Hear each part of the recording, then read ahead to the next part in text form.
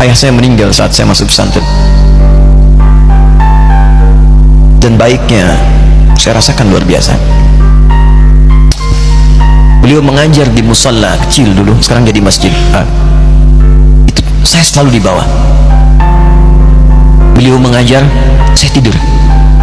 Sekarang gantian, saya mengajar, beliau tidur. Dan kadang di pangku, gendong sampai pulang.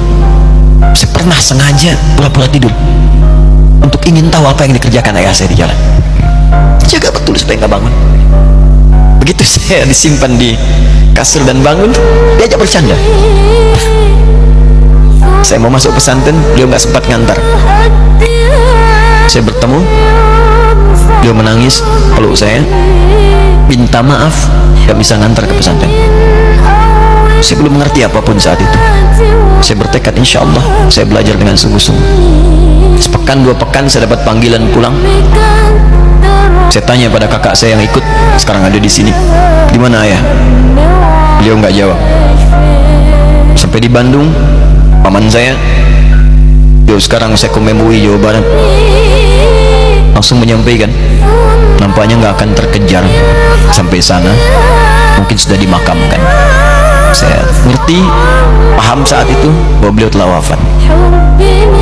Maka saya pulang. Maghrib saya sampai, saya dapati ibu di ruangan tengah. Saya datangi, saya menahan tangis, tidak nangis sedikit untuk membahagiakan ibu saya. Saya datang, saya peluk, saya temani tidurnya. Itu pertemuan saya dengan ayah saya terakhir di mimpi. Saya bermimpi melihat sudah pakai kemeja, tersenyum, menadahi saya. Sudah.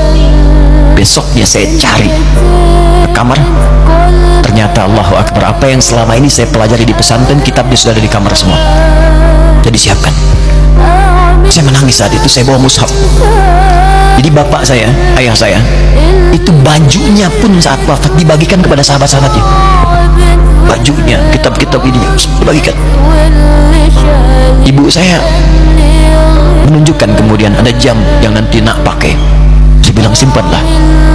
Saya bawa mushaf. Dengan mushaf itu saya duduk di ruangan tengah, saya menghadap ke kiblat dan saya mohon kepada Allah, ya Allah, saya tak punya kemampuan lagi membahagiakan ayah saya saat hidup di dunia, tapi mohon jadikan setiap huruf dalam Al-Quran ini, ya Allah, pahalanya mengalir untuk ayah saya. Begitu saya bacakan saat itu, tak bisa saya berhenti, dan tiba-tiba langsung masuk ayatnya, artinya, posisinya, nomornya, gak pernah berhenti, masuk.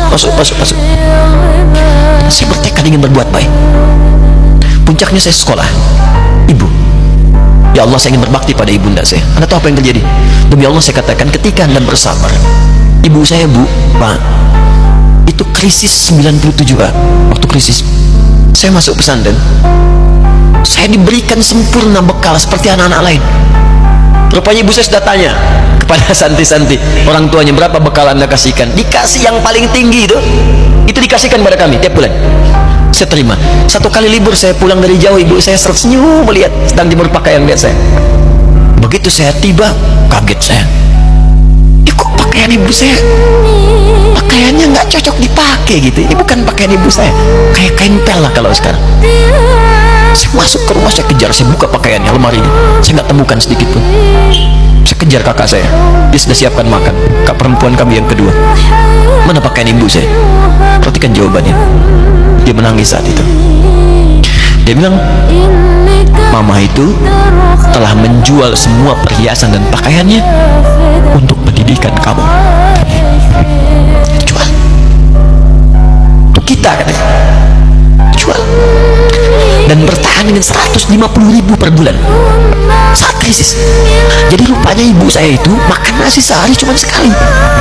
Beliau mengajar, di berangkat sekolah itu cuma makan pisang, minum kopi, makan nasinya malam. Saya bilang, ya Allah, saya akan ganti baju ibu saya dengan kain ihram, dan saya ganting tangannya di Masjidil Haram. Itu apa yang terjadi? Begitu saya kuliah di Libya, alhamdulillah, saya berangkat, saya mulai mengajar, saya serius belajar. Saat itu kemudian Allah mulai berikan jalan. Saya ingin sungguh-sungguh. Malam saya bangun, saya sholat, saya belajar, saya menghafal Quran, saya belajar riwayat Quran. sampai puncaknya tiba. Saya ditugaskan pemerintah Indonesia saat itu untuk jadi petugas haji di Mekah. Saya telepon ibu saya. Saya bilang, "Ma, saya insya Allah akan haji 2010." Saya telepon Februari saat itu. Saya dengar suara, terbayang wajahnya, indah, senyuman, bahagia. "Alhamdulillah, nak. Kapan berangkat?" "Tahun ini insya Allah." Saya bilang, "Dan saya tidak akan pernah berangkat kecuali mama pun akan berangkat."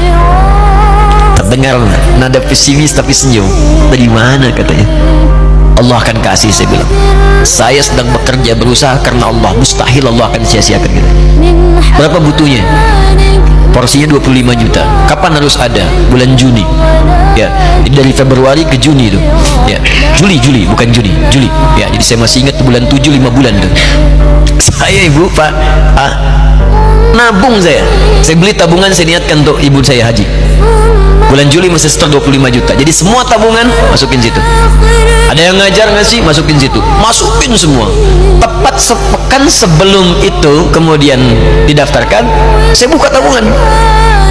Allahu Akbar, karunia Allah luar biasa. Tadi butuh berapa? 25 juta. Begitu dibuka, Masya Allah, 1 juta. Karena beasiswa nggak banyak, 1 juta. Tapi 3 hari sebelum daftar, entah dari mana ibu-ibu pengajian di KBRI datang, "Ustaz, ibu katanya mau haji juga ya?" "Ustaz, mau haji ya?" "Ibu ikut ya." "Sudah, nggak usah dipikirin, nanti kami yang pikirkan semuanya." Tiba-tiba dikirim, bayar porsinya di sana, dapat koper paling besar. Bayangkan, tadinya kopernya belum datang, telepon lagi, "Nak, koper belum datang," katanya. Saya bilang, "Ma, tenang aja, apa hajinya nggak jelas ini?" "Tidak jelas," saya bilang, "insya Allah." Ya, nah cuman beritanya berbeda. Begitu saya telepon lagi, "Ma, gimana bisa?" Nah, telah keluar pengumumannya. "Kapan, Ma?" 2013. "Loh, kan saya haji 2010, nggak bisa, harus 2010. Lihat kalimat ibunda saya. "Nah, jangan pernah mengambil hak orang lain. Allah kasih 2013, alhamdulillah." Saya bilang, "Ma, kita tidak harus mengambil hak orang lain, tapi kita meminta kepada Allah yang memanggil kita. Boleh jadi Allah akan berikan tambahan kuota pada tahun ini. Doa lagi, minta, datang ke masjid." Tiba-tiba ada sidang oki di Istanbul saat itu, keputusan 1/1000. Setiap ada 1000 muslim, 1 kuotanya. Saat itu Indonesia dapat tambahan 22.000, termasuk ibu saya ada di situ. Ya, acara malam Al-Qadar 27 Ramadan malam, masih ingat betul, saya jadi MC dengan rektor pada saat itu. Saya nggak pernah bawa handphone, tiba-tiba handphone itu saya bawa, berbunyi kemudian telepon itu. Saya minta pada rektor izin, saya angkat dulu, diperkenankan. Saya kemudian ke belakang masjid, saya angkat, tiba-tiba saya dengar suara sudah menangis. "Nah," katanya, "kenapa, Ma?" "Alhamdulillah, Mama bisa haji." Ternyata kuota itu termasuk ibu saya 5 bulan, Pak. Bayar biasa, nggak bayar tambahan, nggak ada macam-macam, bisa berangkat. Begitu saya berangkat duluan, saya tungguin betul di apartemennya, di maktabnya sampai datang. Begitu sudah datang, saya nggak sapa, saya lihat dari jauh. Bahagianya saya bisa mengganti pakaian tadi yang lusuh dengan kain ihram. Saya perhatikan, saya ikuti dari belakang, di lift saya ikuti, di jalan saya ikuti. Begitu sampai Masjidil Haram, saya gandeng tangannya. "Ma, kita sama-sama. Labbaik Allahumma labbaik, labbaik la syarika laka labbaik." Saya tawaf, saya gandeng ibu saya lindungi supaya dapat kenikmatan dalam tawafnya. Begitu saya rasakan bagaimana Sayyidah Hajar bekerja keras untuk Ismail, saya balas di situ. Saya gandeng tangan yang kanan, saya minta pada Allah, muliakan ibu saya, ya Allah, muliakan ibu saya, muliakan, berikan saya kesempatan membahagiakannya. Cuman yang kanan digandeng, yang kiri kosong, karena sudah tidak ada. Jadi ketika Anda belajar pun untuk menjadi ulama, Allah akan muliakan Anda. Orang tua Anda akan dapat bagiannya.